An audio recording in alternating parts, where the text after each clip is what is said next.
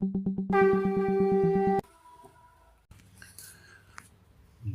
पुरुषोत्तम। श्री श्री ठाकुर जी की एक भक्त हैं श्रीमती मोनिका मजुमदार। उन्होंने अपने जीवन के बारे में बताया है कि कैसे उन्हें ठाकुर जी की दीक्षा मिली और उनका जीवन धन्य हो गया। वो लिखती हैं, उनके चरणों तले आपने मुझे जो बोझ दिया था उसे मैंने सहन किया है। मैंने जो बोझ इकट्ठा किया था वह सब बोझ बन गया है। कवि की यह गहन उक्ति कई लोगों के अशांत जीवन में सच हुई है। 1991 के आरंभ का समय था।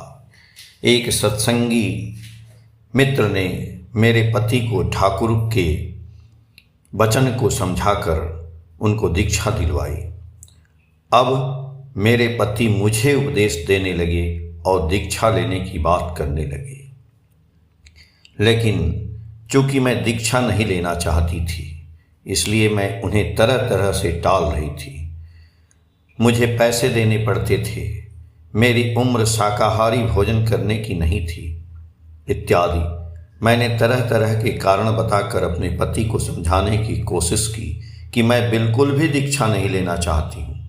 हालांकि मुझे बहुत जिज्ञासा हुई कि वे घर घर जाकर दीक्षा लेने की बात क्यों करते रहते हैं। दीक्षा लेने से क्या होता है?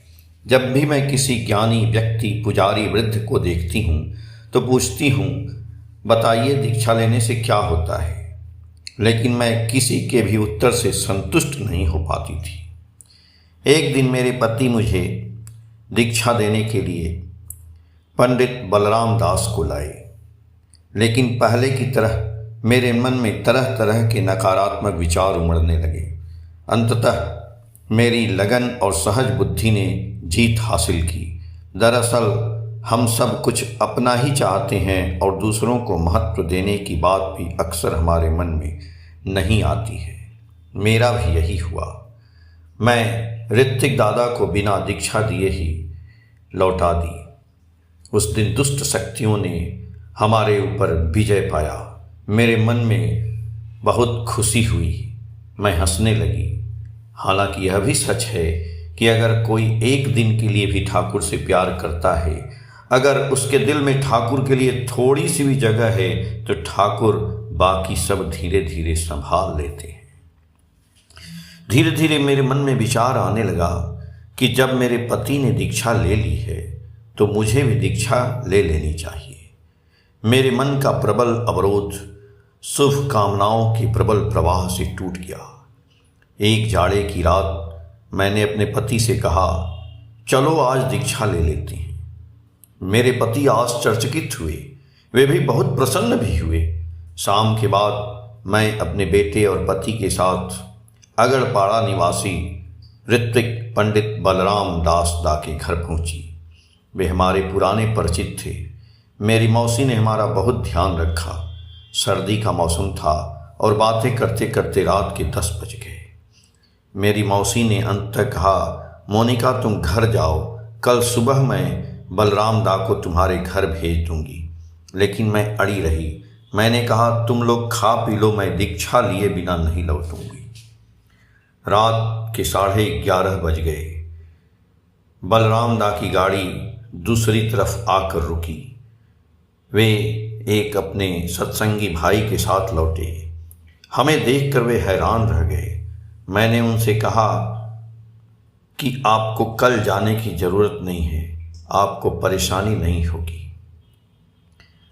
अगर आपके पास आज समय है तो मुझे अभी दीक्षा दे दीजिए। ऋत्विक दादा ने हमें तुरंत दीक्षा दे दी। अब तक मेरा मन शांत हो चुका था। दीक्षा के बाद से ही मेरा मन एक अनजानी खुशी से प्रफुल्लित हो गया। मुझे लगा ठाकुर से जुड़ने का सही रास्ता मिल गया है। मैंने अपने मन में उस शपथ को दृढ़ता से बिठा लिया जो दीक्षा के दौरान ठाकुर को अपने जीवन में स्थापित करने के लिए कही गई थी। सर्दी का मौसम था। घर पहुंचते पहुंचते रात के 1 बज चुके थे। अगली सुबह नियम कानून शुरू हो गए और आज भी मैं ठाकुर के बताए रास्ते पर प्रेम से चलने की कोशिश कर रही हूँ। मैंने तरह तरह की किताबें खरीदनी शुरू की, देवघर जाना शुरू कर दिया, गुरु भाइयों से बातचीत करनी शुरू कर दी और ठाकुर को जानने के लिए सत्संग में जाना शुरू कर दिया। मेरे पारिवारिक जीवन में शांति नहीं थी। मेरे पति बेरोजगार थे। मैं अपनी कम तनख्वाह वाली नौकरी से जो भी कमाती थी उसी से गुजारा करती थी। लेकिन मेरे बेटे को एक समस्या थी और यही मेरा सबसे बड़ा डर था। अचानक उसकी नाक से खून बहने लगता और मेरा तकिया गीला हो जाता। कभी कभी खेलते हुए, कभी सोते हुए, कभी मेरे हाथ और पैरों पर भी खून लग जाता। लेकिन मेरे पति बेपरवाह थे, उन्हें इसकी कोई परवाह नहीं थी। लड़के को डॉक्टर के पास ले गई। डॉक्टर ने जब खून चढ़ाने की बात कही तो मेरे तो होश ही उड़ गए। मैं इतना बड़ा काम नहीं कर पाऊंगी। मैं तरह तरह से इलाज जारी रखने की कोशिश कर रही थी, लेकिन बीमारी से कोई रास्ता नहीं मिल रहा था। एक समय तो मुझे हार माननी पड़ी। मैंने ठाकुर से प्रार्थना की, ठाकुर अब मुझ में और ताकत नहीं बची है, आपको जो करना है करिए।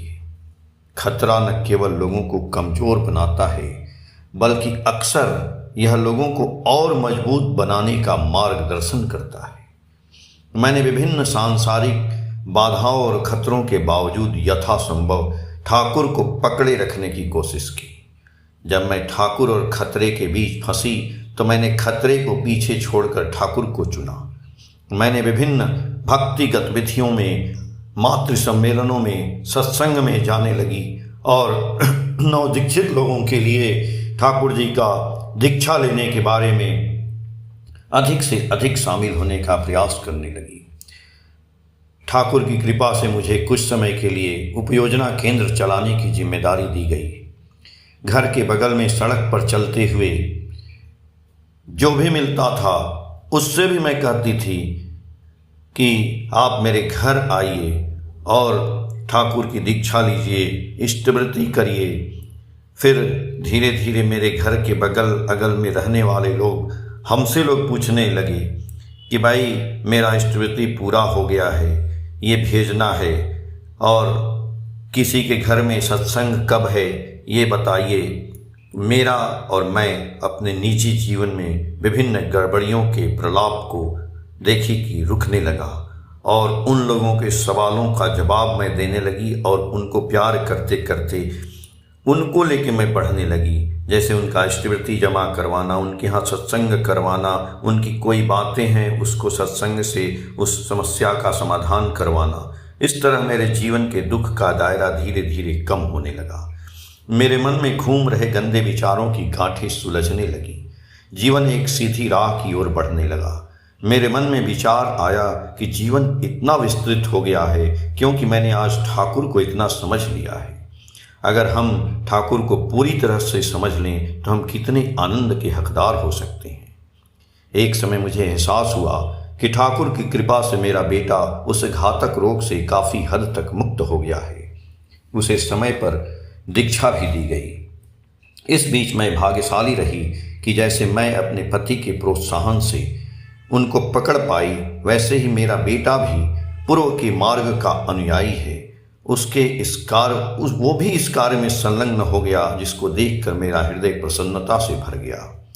मैंने श्रावण भाद्रपद के महीने में शाकाहारी भोजन खाना शुरू किया तो एक दिन मेरे बेटे ने मुझे बोला, 2 महीने सिर्फ शाकाहारी भोजन ही क्यों, चलो हम भी स्वस्थैनी व्रत ले लेते हैं। उसकी बात मानकर हम स्वस्थैनी व्रत ले लिए। वह भी धीरे धीरे ठाकुर के काम में पूरी तरह जुटने की कोशिश करने लगा। लेकिन पति की निष्क्रियता के कारण कभी कभी परिवार में उलझने आ जाती हैं। हम उसे भी संभालने की कोशिश करते हैं और आगे बढ़ते हैं। कभी कभी मैं सत्संग में जाती हूँ और माँ के समागम में जाती हूँ और अपने गुरु भाइयों के साथ इष्ट प्रसंग करती हूँ। मैं ठाकुर के आदर्शों को समझने और उनकी जीवनदायी शिक्षाओं को आचरण में उतारने का प्रयास करती हूँ। फिर भी कभी कभी वास्तविकता के द्वंद्व से मेरा हृदय आहत हो उठता है। फिर मैं नाम की आड़ में आगे बढ़ती रहती हूँ। एक समय ऐसा आया जब मेरे पति इष्ट कर्म में अधिकाधिक संलग्न होने लगे संसार में दंड और वृद्धि थी। दयाल की कृपा से घर में दूसरे बच्चे का जन्म हुआ, लेकिन जिंदगी हमेशा सहज नहीं चलती। जिंदगी में आगे बढ़ना होता है। 2018 में मुझे अचानक एक गंभीर बीमारी का पता चला, जिससे मुझे बहुत दर्द हुआ और मैं बिस्तर पर पड़ गई। 6 महीने तक न तो कुछ खा पाई और न ही सो पाई। मैं इस डॉक्टर से उस डॉक्टर के चक्कर लगाती रही। इसी बीच कोरोना काल शुरू हो गया। मेरी शारीरिक स्थिति धीरे धीरे बिगड़ती गई। सबको लगा कि शायद कल मैं फिर कभी देख नहीं पाऊंगी। मेरे बेटे घर पर नहीं थे। मेरे पति बहुत दुखी थे। श्राद्ध षष्ठी की व्यवस्था के लिए पुरोहित से भी बातचीत चल रही थी। कोरोना काल में भले ही मैं अपने घर तक ही सीमित हूँ, फिर भी ऑनलाइन सत्संग के माध्यम से अनेक भाई बहनों से जुड़ने का अवसर प्राप्त होता रहा। हालांकि मैं उस घातक बीमारी की चपेट में थी, फिर भी ऑनलाइन चर्चाओं से मुझे शक्ति और साहस मिलता रहा और जीने के साधन मिलते रहे। दिन ब दिन मेरे हाथ पैर सुन्न होने लगे। मैं मन ही मन सोचती रही कि मैं कितनी भाग्यशाली हूँ कि नियमित रूप से देवघर जाती हूँ। दूर दराज के सत्संग के कार्यक्रम, विवाह संबंधी कार्यक्रम में भी मैं जाती हूँ। जो कर सकती थी मैंने किया और मुझसे कुछ नहीं अब होगा। मैं कुछ नहीं कर सकती। मुझे वो दिन याद आने लगे। लेकिन इस स्थिति में भी मैंने अपने इष्टवृत्ति और स्वस्तैनी का पूरा ध्यान रखा।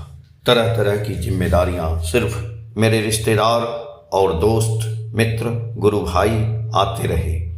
मेरे घर में खान पान का केंद्र होने लगा तो लोग आते जाते रहते थे, लेकिन कोरोना के कारण वो भी सीमित लोग आते थे। सत्संग भी बंद था। आसपास के विभिन्न मंदिरों में सब लोग मेरे लिए ठाकुर से प्रार्थना करने लगे। तमाम कठिनाइयों के बावजूद बचने की उम्मीद बहुत कम थी। ठाकुर को थामे रखने से जो गति मुझे मिली थी, उसे आगे बढ़ने की मेरी तीव्र इच्छा थी। एक दिन मैंने खुद सत्संग केंद्र को फ़ोन किया, अनुरोध किया और अपनी शारीरिक स्थिति के बारे में बताया। वहाँ से आशीर्वाद स्वरूप मुझे डॉक्टर की सलाह मानने की हिदायत दी गई, जिससे मेरा साहस बहुत बढ़ गया। ज़्यादातर लोग संकट के समय ठाकुर से लिपट जाते हैं। मेरे साथ भी ऐसा ही हुआ। मैंने अपने हर काम में वर्तमान में रहने की कोशिश की। ठाकुर को और जानने के लिए मैंने किताबें पढ़नी शुरू की। मृत्यु का भय और जीवित रहने के आनंद से काफ़ी हद तक दूर होने लगा। धीरे धीरे मैं कुछ समय के लिए स्वस्थ हो गई। सारे शारीरिक और मानसिक दुख दूर होने लगे। मैं जीवन में मुस्कुराने लगी। एक नए सुखद दिन का सूर्योदय हो गया। अब लगता है कि अगर मैं ठाकुर को पहले पकड़ लेती तो मेरा जीवन कितना बेहतर होता। ठाकुर को पकड़ने में बेवजह देर हो गई। फिर भी वे दयालु हैं। उनकी असीम कृपा से मुझे जीवन में बहुत कुछ मिला है और अभी भी मिल रहा है। मैं उनसे और कुछ नहीं मांग सकती।